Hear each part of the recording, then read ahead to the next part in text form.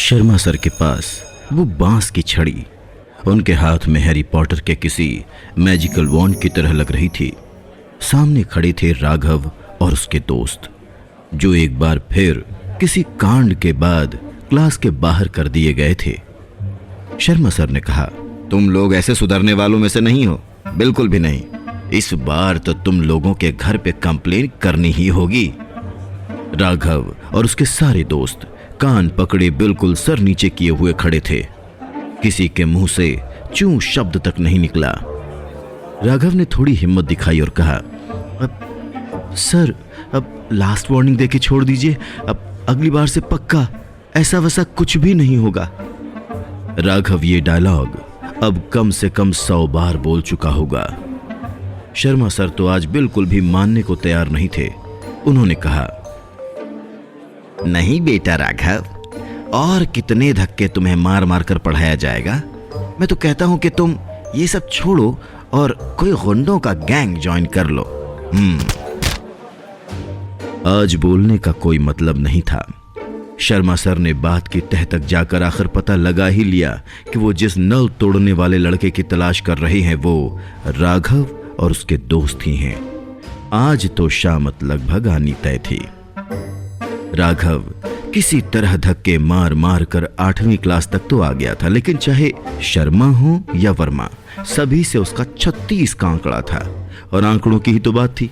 Sharma sir ठहरे maths के teacher, और अपना राघव, वो तो मैथ्स में कभी भी पासिंग मार्क से ज्यादा देख ही नहीं पाया था।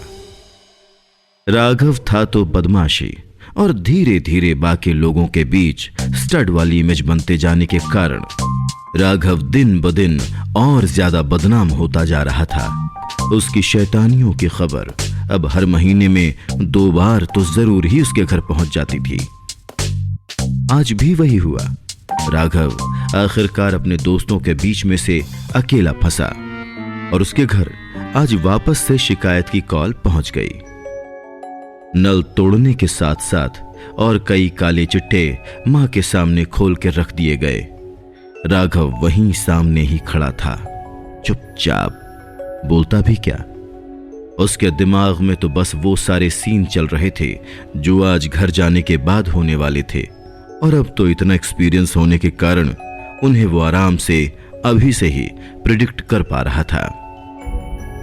राघव आज चाहता तो शर्मा सर के सामने गिड़गिड़ा कर खुद को बचा सकता था, लेकिन गेम्स का पीरियड होने के कारण क्लास की सारी लड़कियां भी ग्राउंड में ही थी और उसके दिमाग में बस इतना ही आया, यार ये कान पकड़वा के इतनी बेइज्जती हो ही गई है, अब और नहीं होने दूंगा। इतने लोगों के सामने की बेइज्जती से अच्छा कि आज कमरे में मम्मी की मार ही सही। अब राघव की उम्र में अपनी रेपुटेशन का ख्याल तो आ ही जाता है ना। और राघव ठहरा अपने ग्रुप का पुष्पराज, जो कहेगा तो बिल्कुल ही नहीं साला। स्कूल का बाकी दिन खत्म हुआ तो राघव घर पर पहुंचा। होना क्या था, जम के धुनाई हुई। पहले तो मार के गुस्सा निकाला गया और उसके बाद प्यार से समझाने की भी नाकाम कोशिश की जाने लगी। राघव को खरी खोटी जम के सुनाने के बाद आखिर हर एक मां की तरह राघव की मम्मी की भी ममता उमड़ आई। वो राघव को प्यार से समझाने लगी, बेटा 1000 बार तुझे समझाया था कि ऐसी बदमाशी मत किया कर। बता, आज फिर तेरी कंप्लेन आई, मगर तू फिर भी समझने को बिल्कुल तैयार नहीं है। अरे थोड़ा सा ही सही, पर तू पढ़ाई पर तो ध्यान दे। अभी बिना पढ़े ही तू इतने मार्क्स लाता है, थोड़ा जो पढ़ लेता तो कितना अच्छा हो जाता। राघव पे इन सब बातों का कोई असर नहीं होता था, मगर फिर भी आज क्योंकि उसकी गलती थी तो उसे मां को खुश तो करना ही था। मां, मैं जानता हूं और मैं अब बहुत मेहनत भी कर रहा हूं। वो बाकियों की गलती थी, लेकिन आज भी मैं ही फंस गया। राघव ने अपना रुआं सा चेहरा बनाकर मां से कहा। मां ने भी कुछ और बातें की और फिर वापस अपने काम में लग गईं। शाम हुई तो राघव के पापा भी ऑफिस से आए। उन्हें भी आज दिन की आप बीती सुनाई गई तो राघव ने जो एक्सपेक्ट किया था वही हुआ। पापा कभी भी डांटने या मारने में विश्वास रखते ही नहीं थे। उनके हिसाब से राघव कोई बदमाश या हुड़दंगी नहीं, बल्कि उस पर बस उम्र का असर था। मम्मी के किचन में जाते ही उनका हर बार का बस एक ही डायलॉग, बेटा तुझे कितनी बार बोला है, बदमाशी कर, बस घर तक मत आने दे। खामखा तेरी मम्मी अपना बीपी हाई कर लेती है। पापा मैंने तो कुछ किया भी नहीं, राघव ने अपना पपी फेस बनाते हुए कहा। राघव के पिता ने उसकी तरफ मुस्कुरा कर देखा और सर हिलाकर वहां से चले गए कि तभी उसे लगा जैसे घर के बाहर कोई खड़ा है। राघव के दोस्त आज समय से आकर राघव के घर के बाहर चुपचाप खड़े थे। आज किसी ने भी उसे आवाज नहीं लगाई। दिन की स्कूल वाली बात सारे दोस्तों के बीच फैल गई थी। किसी ने भी आज आवाज लगाकर खुद को भी आंटी की चपेट में आने के लिए कुर्बान नहीं किया। लेकिन फिर भी राघव खेलने को निकल ही आया। ये हुआ ना स्टड लौंडा। राघव मॉडर्न पब्लिक स्कूल का स्टूडेंट था, वही गगन रीजन नेशनल का, और आज ग्राउंड में गगन सबको घेरे में खड़ा करके कुछ बता रहा था। राघव के पहुंचते ही गगन के चेहरे से वो लीडर वाली फीलिंग उड़ गई। वो राघव से मन ही मन जला करता था। आज तक कोई भी ऐसा ग्राउंड का डिसीजन नहीं हुआ होगा जिसमें गगन का विरोध राघव ने ना किया हो। इसी बात की चिढ़ उसे हमेशा खाई जाती थी। कोशिश उसकी भी पूरी होती थी राघव की बातों में टांग अड़ाने की, लेकिन 10 में से 9 बार तो बात राघव की ही चलती थी। गगन आज एक ऐसी न्यूज लेकर आया था जिसको सुनने के बाद सभी सकते में आ गए थे। उसने बाकी लोगों के कहने पर फिर से अपनी कहानी दोबारा शुरू की। मेरे एक चाचू हैं जो मुंबई में रहते हैं। उन्होंने मुझे बताया कि अब उन लोगों ने मिलकर एक ऐसी मशीन बनाई है जिससे कोई भी आदमी दूसरे डायमेंशन में जा सकता है और वहाँ कुछ टास्क करने होते हैं या कुछ मिशन होता है। ये तो मुझे अच्छे से नहीं मालूम, लेकिन भाई वहाँ पैसा ही पैसा है, मतलब इतना कि पूछो ही मत। ये सब सुनकर सबके चेहरे पर हवाइयां उड़ रही थीं। गगन ने अपनी बात कंटिन्यू करते हुए कहा, हाँ चाचू बोल रहे थे कि इतना पैसा एक दिन में कमा सकते हैं कि डेली एक एयरप्लेन खरीद लें। तुम लोग जानते हो मेरे चाचू ने भी एक प्लेन बुक कराया है, लेकिन वहाँ सिर्फ बहादुर लोग ही जा पाते हैं। कई लोग तो पैसों की लालच में वहाँ गए और फिर कभी वापस नहीं आए। अगर तुम्हें वहाँ पकड़ लिया जाता है तो फिर तुम्हारे साथ क्या होगा ये कोई नहीं जानता। चाचू तो कह रहे थे कि भूखे शेर के पिंजरे में फेंकने जैसी पनिशमेंट है वहाँ पर। सबकी नजरें ये बात सुनकर बिल्कुल अंडे की तरह बाहर आ गई थीं। राघव भी एक कोने में खड़ा ये सब सुन रहा था। गगन अब भी अपनी बात किए ही जा रहा था। और जानते हो वहाँ का 1 साल यहाँ के 10 साल के बराबर है। वहाँ लोगों की कार हवा में उड़ती है। उन्होंने तो ये भी बताया कि लोग वहाँ जाकर कोई ट्रेनिंग करके कुछ बनते हैं, जिससे पैसे तो बिल्कुल बारिश की तरह बरसते हैं। मैं नहीं मानता। राघव ने जैसे ही ये बात कही, गगन की नजरें गुस्से में आग बबूला हो उठी। गगन ने राघव को काटते हुए कहा, अच्छा तो मेरे चाचू क्या झूठ बोल रहे? राघव ने पीछे रखे पाइप पर अपने पैर चढ़ाते हुए कहा, झूठ वो नहीं तुम बोल रहे हो। ज्यादा कॉमिक्स पढ़ना बंद करो और ऐसी बेकार की बातों में क्रिकेट का टाइम वेस्ट मत करो। लगता है आज हार न जाओ, इसलिए टाइम पास का नया ही तरीका ढूंढ लिया तुमने। सभी राघव की बात सुनकर हंसने लगे। गगन को आज फिर सिर्फ और सिर्फ राघव की वजह से ही हंसी का सेंटर ऑफ अट्रैक्शन बनना पड़ा था। खींचने के अलावा वो और करता ही क्या। गुस्से में आकर उसने बोला भी, तुम्हें नहीं मानना तो मत मानो, चाचू मुझसे कभी मजाक नहीं करते। राघव ने उसे और भी ज्यादा चिढ़ाते हुए कहा, अरे वो नहीं करते होंगे मगर तुम तो कर ही रहे हो। और सब जोर जोर से ठहाके मारकर हंसने लगते हैं। गगन एक तरफ अब शर्म से पानी पानी हो गया था तो एक तरफ गुस्से में बिल्कुल आग बबूला। उसे तो बस एक ऐसे ही मौके की तलाश थी कि कब उसे राघव से बदला लेने का मौका मिलेगा। सबने मैच शुरू किया ही था कि तभी राघव के मोहल्ले का ही लड़का पिंटू दूर से ही राघव का नाम चिल्लाता हुआ ग्राउंड पे आया। राघव, राघव! पिंटू हांफते हुए कहता है, भैया आपके घर पे कुछ लोग घुस आए हैं, जिसकी बाहर जोर जोर से चिल्लाने की आवाज आ रही थी, जल्दी चलो आप। राघव ने इतना सुना ही था कि आव देखा न ताव सीधा अपने घर की ओर दौड़ पड़ा। उसके पीछे बाकी सारे लोग भी दौड़ने लगे। राघव जब घर पहुंचा तो देखा कि कुछ लोग थे जिनकी लंबी काली गाड़ी राघव के घर के बाहर ही खड़ी थी और कभी उन लोगों की तो कभी राघव के पिता की आवाज बाहर आ रही थी। राघव ने अंदर जाना सही नहीं समझा। वो बाहर ही खड़े रहकर बातें सुनने की कोशिश करने लगा। कुछ साफ सुनाई तो नहीं दे रहा था, मगर बात कुछ पैसों के आसपास ही हो रही थी। राघव के पिता भी जोर जोर से चिल्ला रहे थे कि कुछ ही देर बाद वो बाहरी लोग राघव के घर से निकलकर जाने लगे। तभी उनमें से ही एक ने चिल्लाते हुए राघव के पिता की तरफ उंगली दिखाते हुए कहा, 10 दिन की मोहलत है तेरे पास। 10 दिन में अगर पूरे 50 लाख नहीं चुकाए तो फिर उसके आगे क्या होगा मैं नहीं जानता। एक एक करके तेरे पार्ट पुर्जे तोड़ने का ऑर्डर है बॉस की तरफ से। उसके बाद तुम खुद ही जान से हाथ धो बैठोगे। तुम्हारे बच्चों के हाथ पैर तोड़कर सिग्नल पर भीख मंगवा कर भी पैसे वसूलेंगे हमारे बॉस। और हाँ, याद रखना, उसके जिम्मेदार तुम खुद होगे। राघव की एक और शरारत ने उसके परिवार को आज खतरे से न निकाल पाने की दहलीज पर लाकर रख दिया था। कुछ ही दिनों पहले राघव ने करीब 18 लाख रुपए एक गेमिंग साइट पर लगा दिए थे। सारे के सारे एक ठग के चक्कर में आके बर्बाद हो गए। कुछ दिन तो राघव के घर पर कोलाहल का माहौल रहा। राघव की जमकर पिटाई हुई, मगर समय के साथ पापा ने माफ कर ही दिया। आज राघव को लगने लगा था कि अगर उसने ये गलती नहीं की होती तो आज परिवार के पास और भी पैसे होते उस आदमी के मुंह पर मारने के लिए। उसने ठान लिया कि वो पैसों का जुगाड़ करके ही रहेगा और 50 नहीं बल्कि 70 लाख उनके मुंह पर मारेगा और अपने पिता के सामने उनसे माफी मंगवाएगा। राघव पीछे मुड़कर अपने दोस्तों को देखता है। अपने हाथ में पकड़ा हुआ बैट किसी और को थमाया और सीधा बिना कुछ बोले घर के अंदर चला गया। उसके सारे दोस्तों ने भी उससे कुछ भी नहीं पूछा।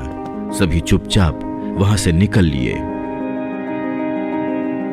राघव जानता था कि उसके पिता के पास 50 लाख तो नहीं है उस आदमी को देने के लिए, और न ही उतना वक्त कि उतनी बड़ी रकम का इंतजाम किया जा सके।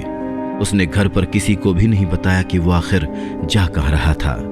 घर से निकलने के बाद वो सीधा जाकर गगन के घर पर रुका और उसे आवाज लगाई। गगन भी राघव के चिल्लाने की आवाज सुनकर बाहर निकला। बता, मेरी याद कैसे आ गई?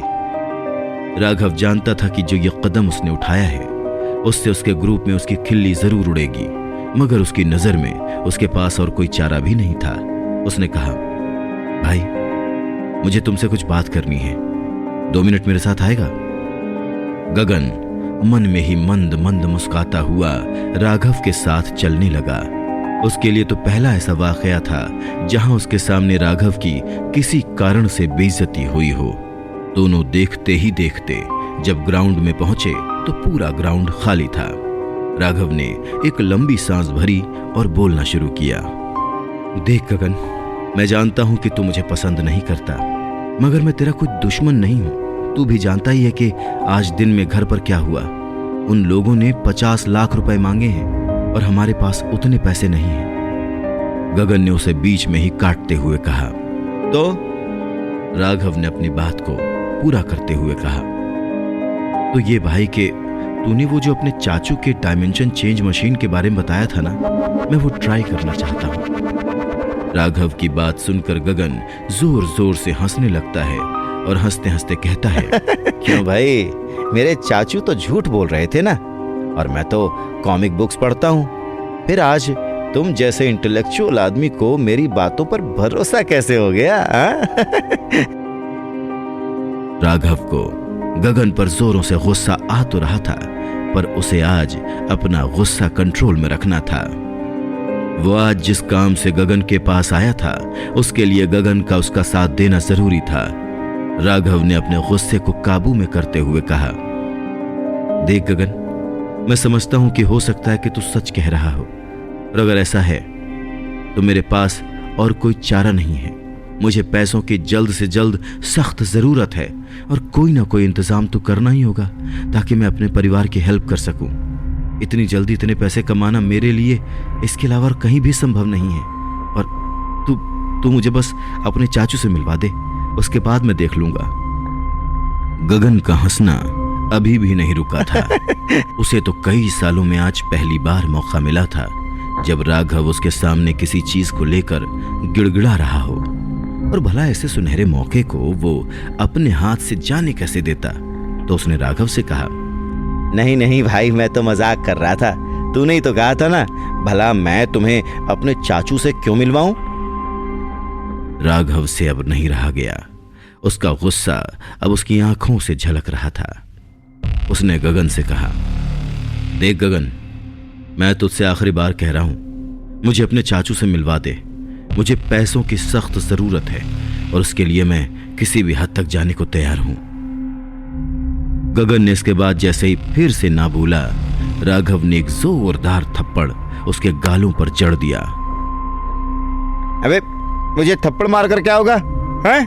तेरे पापा ने लिए ही क्यों उन लोगों से 5 करोड़ जब चुकाने की औकात नहीं थी? जब देना नहीं होता तो लेना भी नहीं चाहिए था ना? ये सुनते ही राघव ने गगन की कॉलर पकड़ ली और उसे बोला, देख, अगर तूने एक भी और लफ्ज अपने मुंह से मेरे पापा के बारे में निकाला तो मैं यहीं पर तेरी जबान खींच लूंगा। राघव की बात को बीच में काटता हुआ गगन बोल पड़ा, अबे मेरी जबान भले ही खींच ले, पर यह बात तो सभी जानते हैं कि तेरे पापा ने किसी से 5 करोड़ रुपए उधार लिए और अब देने से मना कर रहे हैं। राघव से इतना ना सुना गया और उसने अपना जोरदार मुक्का उसके मुंह पर दे मारा। तुझे बोला था ना, मैं एक शब्द भी अपने पापा के बारे में नहीं सुनूंगा। अगर तूने एक लफ्ज और निकाला तो मुझसे बुरा कोई नहीं होगा। राघव ने यह कहते हुए ही अपनी मुक्कों की बरसात कर डाली। गगन ने भी खुद को बचाने के लिए अपना हाथ इधर उधर चलाना शुरू कर दिया, मगर राघव उससे कहीं ज्यादा ताकतवर था। उसने उसे जमीन पर लिटा दिया और खुद उसके ऊपर बैठ गया, और हर एक मुक्के के साथ बस उसके मुंह से एक ही बात निकलती थी, मुझे मिलवा दे, मुझे अपने चाचा से मिलवा। गगन पूरी तरह से राघव के शिकंजे में फंस गया। उसे अब सांस भी नहीं आ रही थी। राघव का एक एक मुक्का उसके मुंह पर लोहे की तरह पड़ रहा था। उसने आखिरकार अपने घुटने टेक ही दिए। उसने कहा, ठीक है, मैं तुम्हें चाचू से मिलवा दूंगा, मगर उसके बाद मैं नहीं जानता कि क्या होगा, और आज के बाद ग्राउंड में मेरी ही बात चलेगी। डील? राघव ने उसकी हाँ में हाँ मिलाई और उसका कॉलर छोड़ दिया। गगन उठकर अपने कपड़े झाड़ता हुआ राघव के साथ घर की ओर चल पड़ा। उसने चाचू को बाहर बुलाया और राघव से उन्हें मिलाते हुए कहा, चाचू, ये मेरा दोस्त है और इसे मैंने अपना वो डायमेंशन ट्रैवल वाला सीक्रेट बताया था। ये उसके बाद से ही आपसे कुछ बात करना चाहता है। गगन के चाचू ने पहले गगन की ओर घूरते हुए देखा और फिर उसके बाद राघव से कहा, नहीं बेटा, वो तो मैं बस मजाक कर रहा था गगन से। गगन के चाचा ने काफी कोशिश की, लेकिन राघव उनके चेहरे से भांप गया था कि वो झूठ बोल रहे हैं। उसने उनके सामने हाथ पैर जोड़े और फिर किसी तरह से भी डायमेंशन ट्रैवल करने के लिए उसे ट्रेन करने को मनाने लगा। राघव ने कॉन्फिडेंस के साथ कहा, मैं हर एक चीज के लिए तैयार हूं, मुझे बस पैसे कमाने हैं। मैं अपने परिवार को ऐसे हालात में नहीं देख सकता।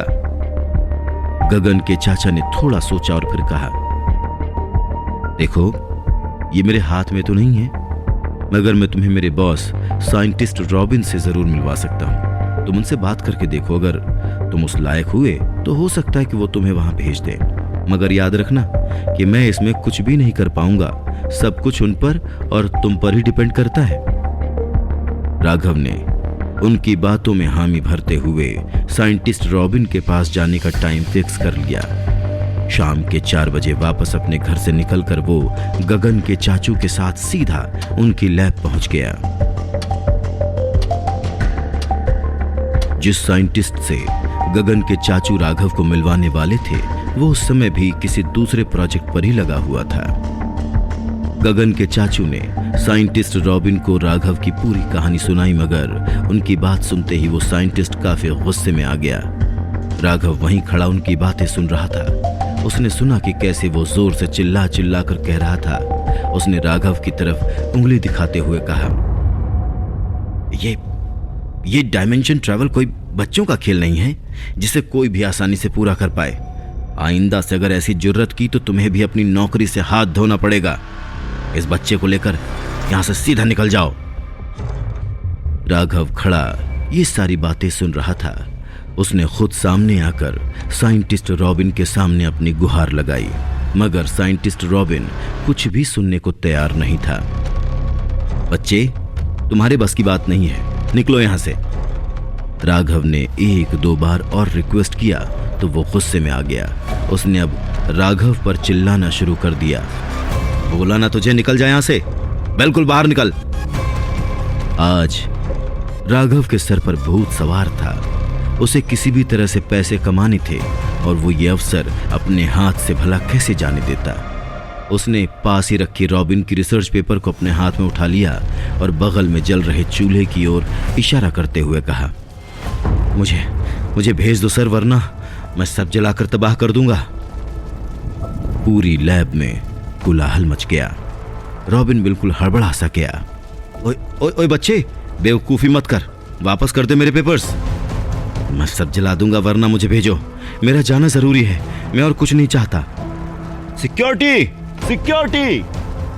साइंटिस्ट रॉबिन ने सिक्योरिटी गार्ड्स को आवाज लगाना शुरू कर दिया, मगर सिक्योरिटी के आने पर भी राघव टस से मस नहीं हुआ। उसने बस एक ही रट लगा रखी थी, मुझे भेज दो, मैं जाना चाहता हूं। सिक्योरिटी ने भी राघव पर अपनी बंदूक तान दी और उसे पेपर वापस करने की धमकी देने लगे। अब आगे क्या होगा? क्या राघव रिसर्च पेपर वापस करेगा? क्या सिक्योरिटी उस पर गोली चला देगा? या फिर रॉबिन उसे भेजने को राजी हो जाएगा? ये जानने के लिए सुनते रहिए खिलाड़ी अनोखी दुनिया का।